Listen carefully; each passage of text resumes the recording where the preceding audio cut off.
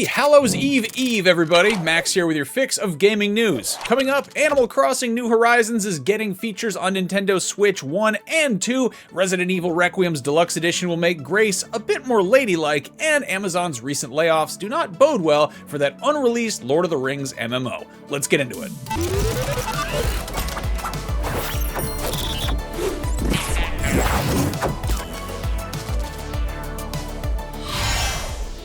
This morning, Nintendo dropped some major news for Animal Crossing fans. Not only will New Horizons be getting an enhanced Switch 2 edition, but it'll also be getting a free update for players still on the original Switch. For starters, here's what's coming exclusively to Switch 2.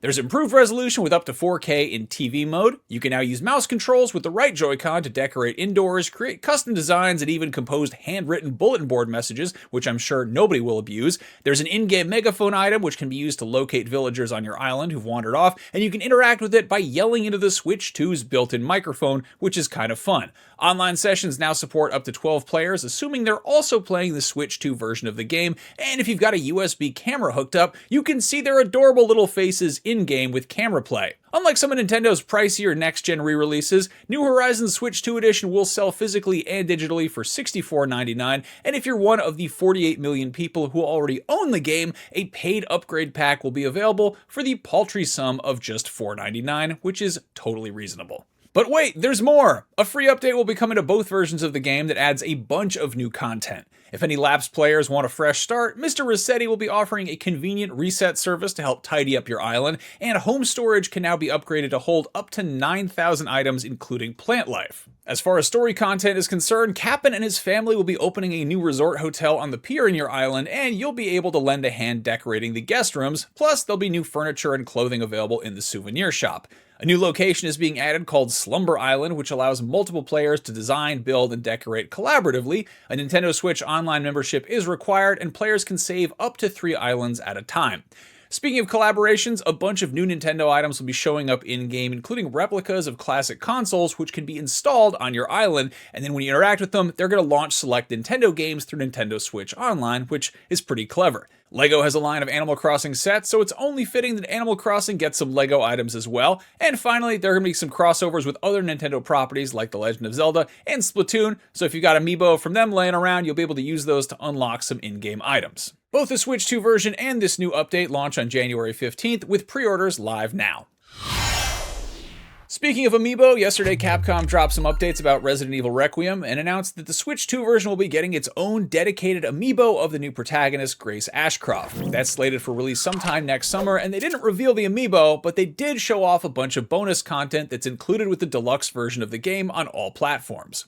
In addition to the game itself, the Deluxe Edition will include 5 in-game costumes, including one that allows Grace to cosplay as Resident Evil's iconic Amazonian vampire, Lady Dimitrescu. Presumably, this won't make Grace any taller, though I am curious if that enormous hat is going to be visible in first person, and if so, will it obstruct her view at all? I feel like wearing that big hat around is going to be kind of clumsy, but we'll have to wait and find out. On top of that, the Deluxe Edition has some filters that'll affect how the game looks, an audio pack that'll affect how Raccoon City sounds, and a Mr. Raccoon charm, among other digital tchotchkes. Players who pre-order any version of the game will unlock an Apocalypse costume for Grace that doesn't appear to have any connection to the 2004 film Resident Evil Apocalypse, and is just generic Wasteland Survivor attire, which, that works too.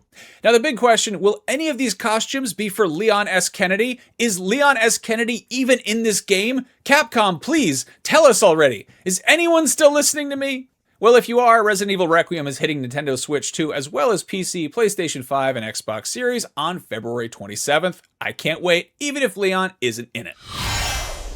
Earlier this week, Amazon laid off more than 14,000 employees, and to put it plainly, there is no curse in Elvish, Entish, or the tongues of men for this treachery. Amazon's game development wing saw significant cuts in particular, which isn't too promising for the Lord of the Rings MMO that's in development, assuming that it's even still in development. Bloomberg reported that Amazon Games would soon stop developing new content for its existing MMO, The New World, which launched on PC back in 2021. This sparked some concern about plans for the publisher's next MMORPG based in the Lord of the Rings universe, which has been kept under wraps since it was announced back in 2023. In a since-deleted post on LinkedIn, an ex-Amazon Games developer wrote, quote, "This morning I was part of the layoffs at Amazon Games alongside my incredibly talented peers on New World and our fledgling Lord of the Rings game. Y'all would have loved it. It's always tough to see such a strong team go through something like this. I've been lucky to work with some of the most skilled, creative, and kind developers I've ever met here. Now, this is far from an official cancellation, but the "y'all would have loved it" seems to suggest as much, and with Amazon cutting jobs in the gaming department, it doesn't seem like it's the kind of project the company is investing in right now. What's it investing in? Well, as we reported yesterday, casual and AI-focused games for its cloud gaming service Luna are currently a priority. Keep an eye on IGN for more updates on whether or not this Lord of the Rings game is ever going to come out. And that is your daily fix for Thursday, October 30th. If you are looking for something to play right now that helps support a great cause, head over to Humble. Live now through Tuesday, November 4th, you can grab 8 incredible games for just $14.99, including Atomic Heart, V Rising, System Shock, Story of Seasons, Pioneers of Olive Town, Cryptmaster, Pharaoh: A New Era, Hotel Renovator, and Caravan Sandwich. Every purchase supports the Whale and Dolphin Conservation, the leading global charity dedicated to protecting, you guessed it, whales and dolphins through research, rescue, and advocacy. By joining in, you're not just building your library, you are helping create a world where every whale and dolphin is safe and free. I'm Max Scoville, and as always, for all of your gaming news, keep it locked to IGN. I'll see you next time, everybody. Have a great Thursday.